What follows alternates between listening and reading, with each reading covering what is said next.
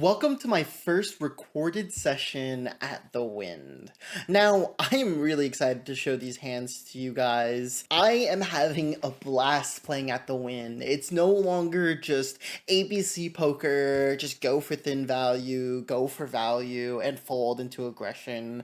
These players are actually bluffing. These players are actually calling my bets, and I could not be more ecstatic. I feel like I'm learning so much at the Wynn, and I'm so excited to share this journey with you guys. If you like the video, please subscribe. If you have any comments for me, please write them down in the comments below. But yeah, let's get right into the action.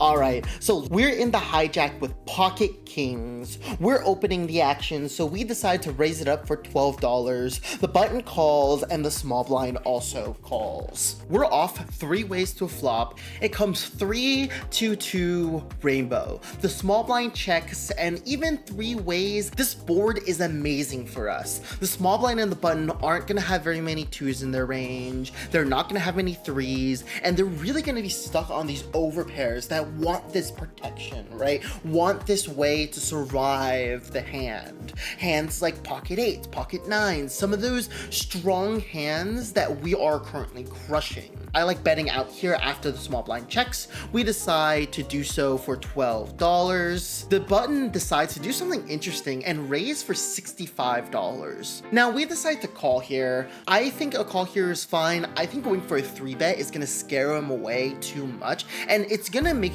a lot of those hands like that I've mentioned before start to question the idea of, do we actually have the best hand? And I don't want that. I want it to seem like I'm on some kind of marginal holding, maybe the hands that we've mentioned, maybe some random ace-x that recognizes our range advantage on this board. So we decide to call and keep some of his weak hands in. The turn comes a 4 of diamonds, another beautiful card for us. And we decide to check to him, expecting him to continue betting with pretty much all of his bluffs. Everything that he would have bluffed off on the flop, he's going to continue to bluff. Similarly, a lot of his value hands are going to do the same thing.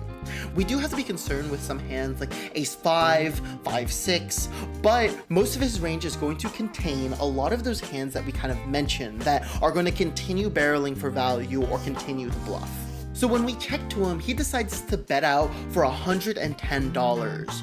We decide to say, hey, you know what? If you want to keep bluffing us off, we don't have any bad cards in the deck on the river. So we're just gonna call. Now the river comes the Jack of Hearts. And I think this is an amazing card for us because with this card, it allows us to check to him. And he's going to be betting all of his jack-x that improved alongside a lot of his bluffs, right? The reason why we don't kind of go for this like lead is because we lose value from a lot of his bluffs, or at least that's kind of what I think. If you think I'm getting a little bit greedy here or playing a little fancy, let me know down in the comments. But anyways, he decides to bet out for $100 and we decide to just call it off. The villain decides to muck after he sees our hand, and we win this pretty big pot. Now, this being one of the first sessions I'm playing at the Wynn, it's interesting to note how there's a shift between how I played at South Point to how I should be playing here at Wynn. We're playing from the cutoff with pocket 10. The under the gun decides to raise for $10, the low jack decides to call, and we decide to 3-bet for $40. Under the gun and the low jack both decide to call. The flop comes queen 2-2 rainbow. Under the gun decides to check, the low jack checks, and we have kind of this small decision point.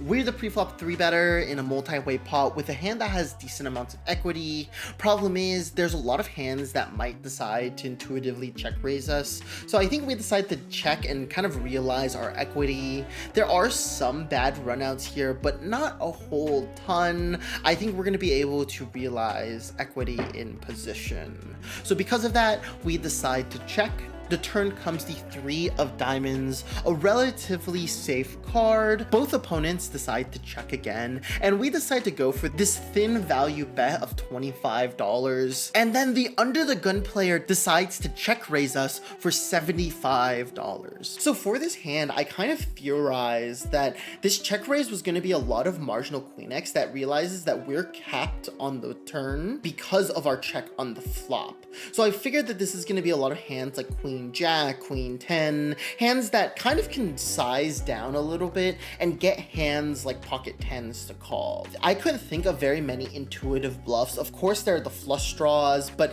I think for this spot, you're going to have to be bluffing a lot of random hands that block strong Queen X. But a lot of those hands are going to have like next to no equity. So I felt like there weren't a lot of intuitive bluffs in this spot. So because of that, we decided to fold. The villain actually shows us what he had, and he had pocket 6s. Obviously, if we know our opponent is going to have a decent bluffing range, we're going to be calling this hands down. Keep in mind, we did have the pot odds to call 100%, and in theory, this is probably a 100% call. It's just in this spot, I had a theory of like what he would do, and I thought the bluffs were a little bit unintuitive, and because of that, we decided to make a little bit of a tight fold and got punished for it. So this next hand is insane. We're in the big blind with Queen Jack offsuit. Under the gun raises for $10. Under the gun 1 decides to call, and we decide to 3-bet for $40. I think this is a little bit loose. I don't think we should generally be doing plays like this. However, I think our opponents are especially weak, and we're definitely going to be able to outmaneuver them post-flop. At least I hope. Who knows? Maybe I'm just a fish. But Under the Gun decides to fold, and Under the Gun 1 calls. We're off to a flop of ace, 6, 3, two-tone. Under the Gun 1 decides to check. We decide to go for our standard c-bet of around $35. Under the Gun 1 decides to call. The turn comes the King of Spades, completing the flush draw. The Under the Gun 1 player bet out for $75. Let's pause.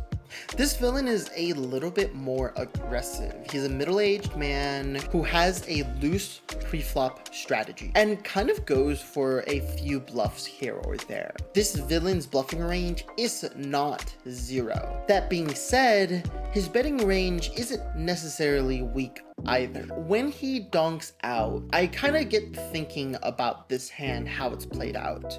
We 3-bet pre-flop, we bet the flop, so we're relatively uncapped. He's taken passive actions pre-flop and on the flop. He's relatively capped, and his best hands are going to be these flush draws, which I'm a little bit concerned about. Our range contains a lot of strong hands like pocket aces and kings that are kind of gonna want to get a lot of the money in against single spade hands. I think it's reasonable that if we had a hand like aces or kings, we just want to shove it in on him, knowing that he's gonna call with a lot of like queen of spade hands, especially since he's a little bit more loose. But that being said, that also means we're gonna need some bluffs in this spot, and I think our hand is great because we hold the queen of spades, so I think we're less susceptible to get bluff caught.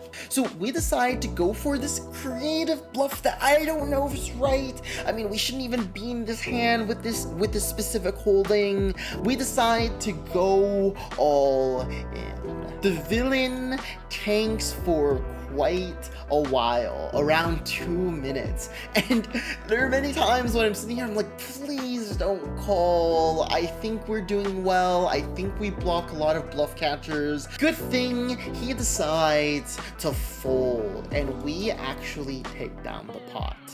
This is a hand I definitely want some feedback on. If you have any thoughts about this hand, please leave a comment down below. I read every single comment and I love feedback. So if you have problems with my play, let me know.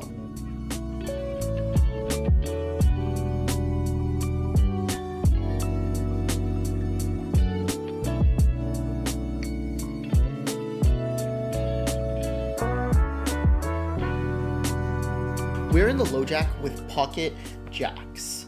Under the Gun and Under the Gun 1 both limp, and we decide to raise for $18. The hijack behind us calls. The Under the Gun player folds. Under the Gun 1 also calls. The flop comes Queen, Jack, 8, two-toned. Under the Gun checks to us, and we decide to bet for $20. We have a set, we want to get some value, so let's build the pot. Both players call. The turn comes the 9 of diamonds. The Under the Gun player decides to lead out for $20. I think this board is a little bit scary, and because of that, we decide to just call. Our hand has a lot of equity, but if too much money goes in the pot, our hand shrivels up in value. The hijack player also decides to call. Now, at this point, I am praying for the board to pair, and our dream comes true when the 8 of spades rolls off on the river. Under the Gun checks, and we decide to bet out for $100. The hijack decides to snap call, and then the Under the Gun player folds. I proudly show my hand only to get shown pocket queens from the hijack. We just got super cooler. I wouldn't have changed how I played this hand, but if you think otherwise, please leave a comment down below. Now, this next hand is insane. We wake up with Jack 10 offsuit in the big blind position. We get the hijacks, the cutoff, the button, and the small blind all limping. There's too many people in the pot, our hand isn't that great, so we're just going to check our option.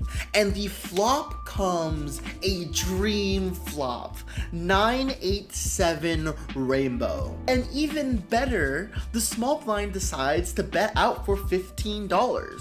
Standard play here would be to raise and try to get as much money in as possible, but because our hand is so strong and because I don't want to start ringing off alarm bells, I decide to just call and let everybody else in.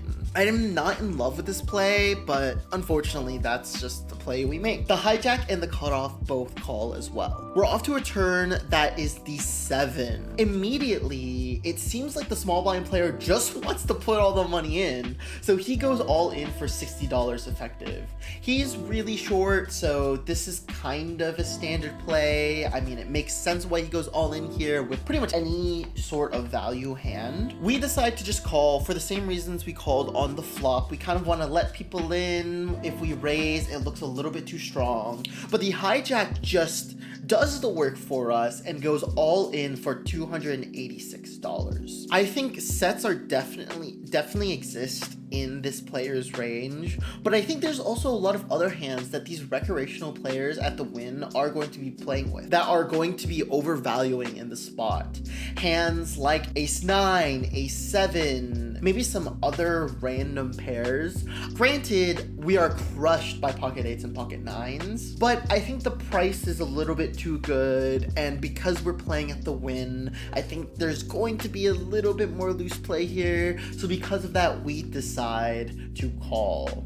The river is a complete blank, the 2 of spades, and we get max value from these villains. In this hand, we get a little bit overzealous. We have 8-7 offsuit in the small blind. The cutoff and the button both decide to limp, and we decide to just limp behind as well. I'm not a fan of this strategy. I think we're fine folding here with our hand that isn't going to perform very well post flop. I think we just thought we had good odds here, and we get rewarded because the flop comes 8, 7 for rainbow. We decide to check our 2 pair, and the big blind decides to bet out for $7. The cutoff calls, the button calls, and I'm kind of in a pickle here. I was happy to go for this check raise if there was like less people involved in the pot. With this bet and call, I'm kind of scared to raise here since there are some sets in play, and being out of position, I didn't really want to bloat the pot. I think this is a mistake. I'm kind of playing this hand like all over the place, but it's okay. We decide to call. The turn comes the 10 of hearts. We decide to check. The big blind checks. The cutoff decides to bet out for $25. Honestly, in this spot, I'm a little bit scared. I think we kind of need to see where we're at. I think a check raise at this point after the button calls is fine. If we get re-raised for any substantial amount, then we can actually fold a hand like this. But we kind of make another error because when we decide to raise, we raise for $75. First off, I think the raise is a little bit too small and our hand isn't necessarily strong enough to want to get all of the money in. When our villain goes all in, he only has $162 behind. So because of that, we're basically priced in to call. Because of that, we're basically pot committed to just call with our 2-pair in this spot instead of leaving us room to fold. I think the error started on the flop where we probably should have just check raised there and we would have gotten like a little bit of a cleaner line. But regardless, we decide to call. And surprisingly, both villains actually have Jack 10. And we ended up scooping up the pot. Let's move on to the next hand. We're in the hijack with pocket 3s, and then the low jack player decides to limp. I'm not a big fan of set mining these positions, but that's what we decide to do in this spot, so we limp behind. The cutoff, the button, the small blind, all limp, and then the big blind checks their option. The flop comes queen, jack 3, two-tone. We're just getting everything we need this session. Everybody checks to us in the hijack, and we decide that we kind of need a little bit of value from these players. The pot isn't too big, our hand is really strong, and we're in position, so we decide to try to extract a little bit of value from hands like Queen X or Jack X that are just gonna calm me down a little bit. Only the cutoff and the low jack call. The turn comes the Queen of Hearts, and at this point, we are jumping out of our chair. Middle position decides to check to us, and now we have a super strong hand, and we just want to try to get all of the money from a queen. So middle position decides to check to us, and we decide to bet out for $25. At this moment, I am just thinking, please, one time have a queen. The cutoff folds and the low jack player folds. I'm so sad. I don't think I would have played this hand any different. To me, this is a little unfortunate that they didn't have that top of range that is going to play this passive line with Queen X, but it's okay. I think we played this hand pretty well. So as you can see, we did a lot of winning these last 2 sessions. We ended up around $555 just in profit, so we go up about a buy-in.